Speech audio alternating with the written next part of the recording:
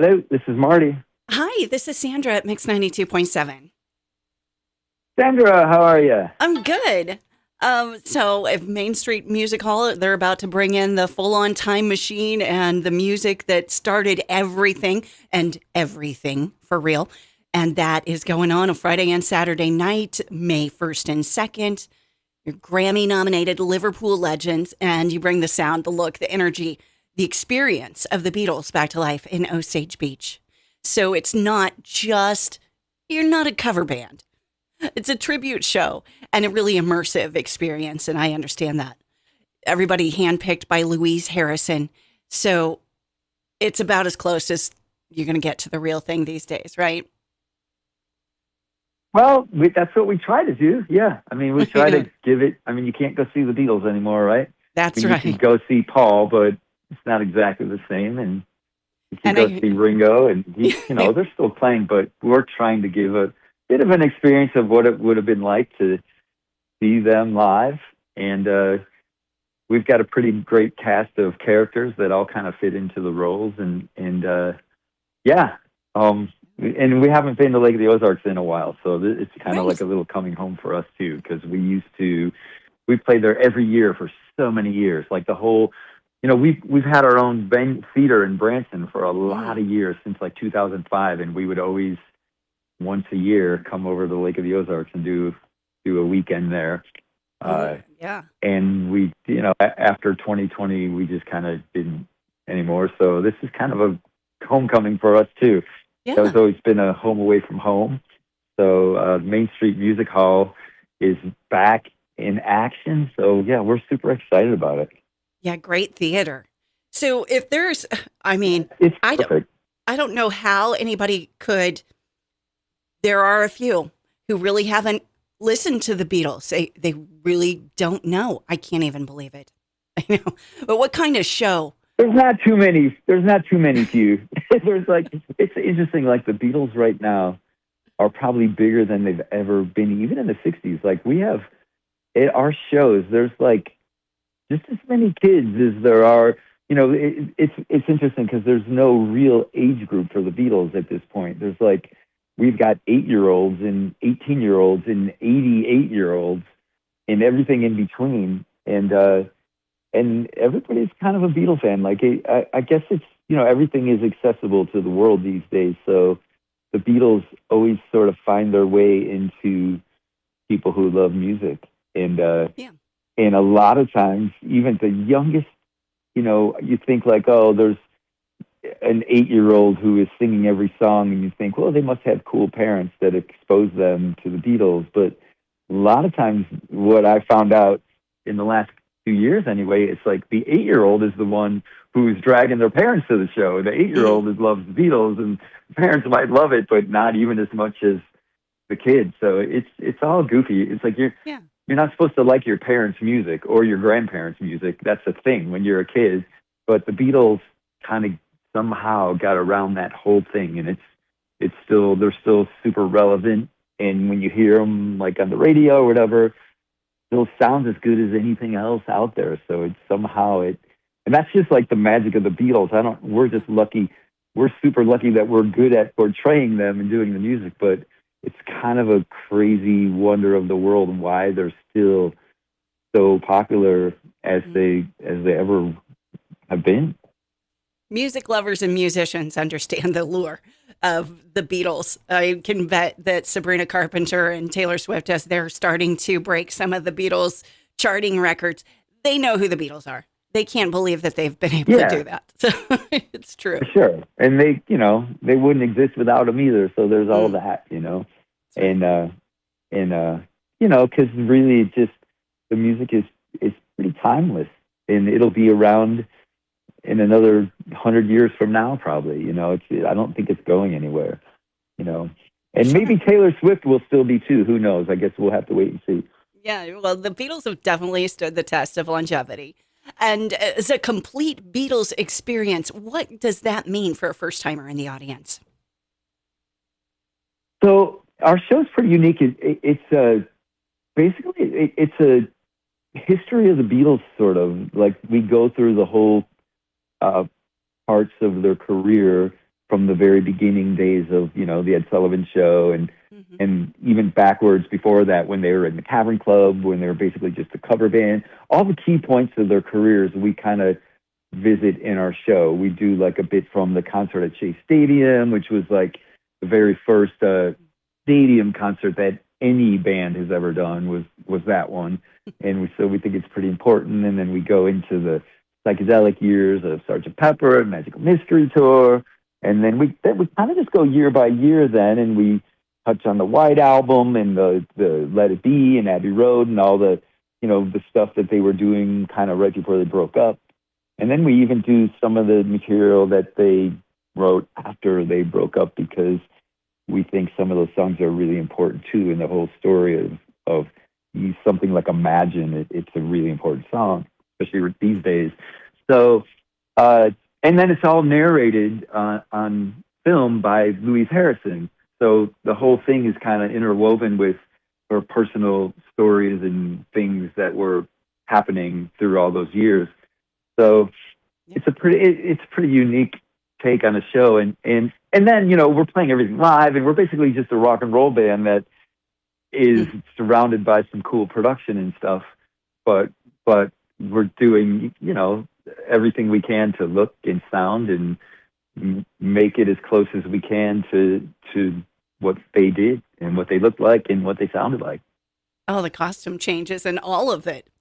What would you say is one of the Beatles songs that surprises younger audiences most when they hear it live? I mean, I don't know that anything surprises anybody, because you could literally look out and the whole audience is usually singing every word to every song, which is a really kind of fun thing. The experience that we actually get from being on stage looking out, it's really cool sometimes, because even if you I play George in the show. So right. Even if I ever even forget a lyric, which happens, the course of playing thousands of shows, but it's like I could look out in the audience and there's 25 people in front of me singing the words anyway. I get right back on track just from sure. So many people are singing with us. And so, we're mostly playing the biggest hits, but really there's so many of them to choose from. So we change the show around, and it's still everybody knows every song. So, I think a lot, there's some people that come to our shows that maybe they think they only know a few Beatles songs. And then they realize that, wow, that was a Beatles song too, or that was, they know them all. They just didn't know maybe, that Paul McCartney sang that or whatever. And so it's interesting that for people to sort of get a take on it. And, a lot of people don't know who sang what and all that stuff. And we do all that stuff really correct. Like if John Lennon played that part, well, the guy that we have playing John Lennon is playing that part. We don't take any liberties in the music. We take it really seriously. If we're doing classical pieces and we're trying to play exactly notes and sounds that are from the records. So it's a lot of work that we put in, and it shows. I think people, even if you don't know, these songs are just in everybody's DNA sort of these days. So if something is a little bit off, it's noticeable. So we try to just get everything exactly like you hear it on the albums, and we're still working on it after 20 years. We're still trying to dial it in every day, Definitely influential band, and a very deep catalog. My fiance claimed he didn't really like the Beatles, and then as we've explored pop culture together, and I'll say, you're singing every word of that, and that's the Beatles. So I think you kind of like the Beatles. That exact thing happened with my grandfather. He used to not really love rock and roll music too much, and one day we were driving in the car, same exact story, and he was like, "Now this is music," and it was literally Paul McCartney singing Yesterday, And I'm like, "Wait a second, Beatles, Grandpa." And so even he had to come around, you know. I think when they came out in the '60s, they were a bit like from another planet. There was just nothing like them. But as the '60s went into the '70s, and so much other crazy music came out, like punk rock and heavy metal. At some point, the Beatles became the most mainstream pop songwriters of the century, sort of. Yeah. So, and we've just been real lucky. It's done so much for us. Like I said, a lot of it is, we're just fans of it too. We've been so lucky. Like, we have done so many things because of the Beatles. Like, we got a Grammy nomination. We got to fly to the Grammys and get interviewed on the red carpet, and we played the Rose Bowl, and we've headlined Carnegie Hall. Like, we've done all kinds of crazy things that there's no way that we would be able to do, just kind of because we're good at portraying the Beatles. And so for us, it's been, I don't know, it's a really unique thing that we do. This is what we do for our lives, and it's been a great, I was just talking at lunch today, like, I don't know what I would do if I wasn't a Beatle, because I would be, I don't know. We're just real lucky to keep this tour going, and it just seems to be growing and growing. Like, our Facebook page is broke like 250,000 people now, and nice. It's just, I don't know, it's snowballing still. The Beatles to this day are just growing, So, well, it's a diverse sound that you get to work with, and I wonder if you have a favorite era or song or part of the show that you really look forward to yourself. Well, I do, because I played George in the show, like I said. So George. He was a little younger than John and Paul, so on the earlier records, he wasn't even really writing too much. He was just kind of starting out. Those guys were kind of ahead of him, Well, John and Paul were like pretty big songwriting force, so it was hard for George to get in edgewise sometimes. But by the later records, the last, like Abbey Road, and George had the best. He figured it out. He wrote "Here Comes the Sun." He wrote something. He wrote "While My Guitar Gently Weeps." Like, some really great. He was writing the best songs out of all of those guys. Those were my favorites. So, yeah. So for me, because I'm playing George in the show, I like that. I like the later part of the show better, because we're really true to kind of the whole history of it all. So I am more featured way later in the show. So for my own selfish reasons, I like, the later part of the Beatles catalog, just because George was a pretty big force by then. He by the end there, he was writing just like they did. And even like, so when they broke up, his first thing, he made like a triple album, like all three. He had so many songs stocked up. And so I like when George sort of had come into his own a bit. Have you, being handpicked by Louise Harrison, how does that connection shape the show? I mean, Louise, I met her like right after George died, just a couple months after, and she saw me singing somewhere and thought I was like brought to her or something. And we just, I don't know, we became super close friends, and she wanted to be a part of something at some point. And there's a lot of people playing Beatle music in the world, but she wanted to help put something together that, she could be proud of. And so that's how the whole thing started. And so it's, so she passed away a few years ago. She passed away at age 91.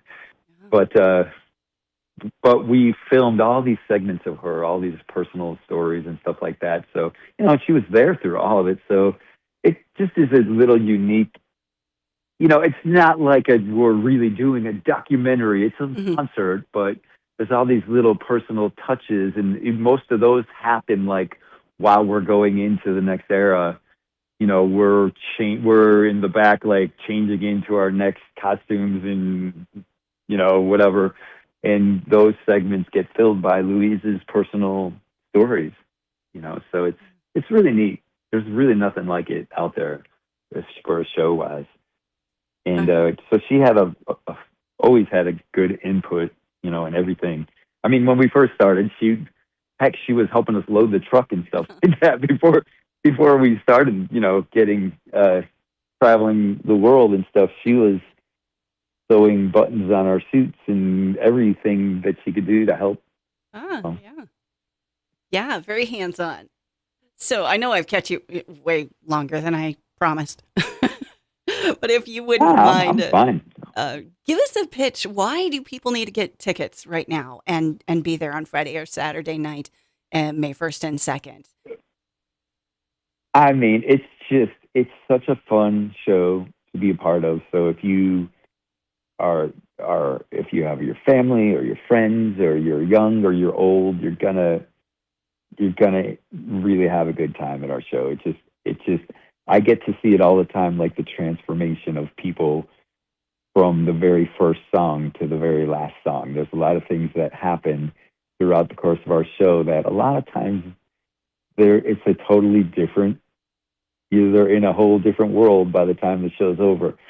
So, and that's one of the fun things that we get to see as artists, in people literally transforming their day into something, either a memory or something that they get to experience that they never have, you know. So, and, you know, it's kind of special for us. Like I said, we haven't been to Lake of the Ozarks in a really long time. The Mainstreet Music Hall was always our sort of little home away from home. And, yeah, so it's kind of a big deal for us. And it's going to be a show to see. It's a perfect venue for our show. It holds I think 900 people. So it's an intimate setting. The sound is great in there. Yeah. It's just going to be a blast. It was, you know, our favorite stop amongst our tours for years and years. And I think we played there something like 10 years in a row. And so now it's been since 2020. So this is a pretty big homecoming to be a part of. Yeah. So this one's a really special time to get and catch this show. So Marty, For sure. seriously, I mean, it's one of those shows where you don't have to be a Beatles super fan to have a blast. The songs you know and the energy that you don't expect, and a full live experience in a theater that's really made to carry that sound with all of those hits. Yeah, for sure. And our show's really interactive. There's singing, there's dancing, there's it. You know, we try to literally give it an experience of a Beatle concert. You know, so and there's a whole lot of energy and stuff that goes along with it. So yeah, it's a great time. So it's Liverpool Legends at Mainstreet Music Hall in Osage Beach, Friday, May 1st and Saturday, May 2nd. Both showtimes 7:30, and the tickets are at mainstreetmusichall.com. So making it a night out. Great. It sounds fantastic. And of course, an immersive experience can't be beat. Marty, can't wait to have you guys back here at the lake.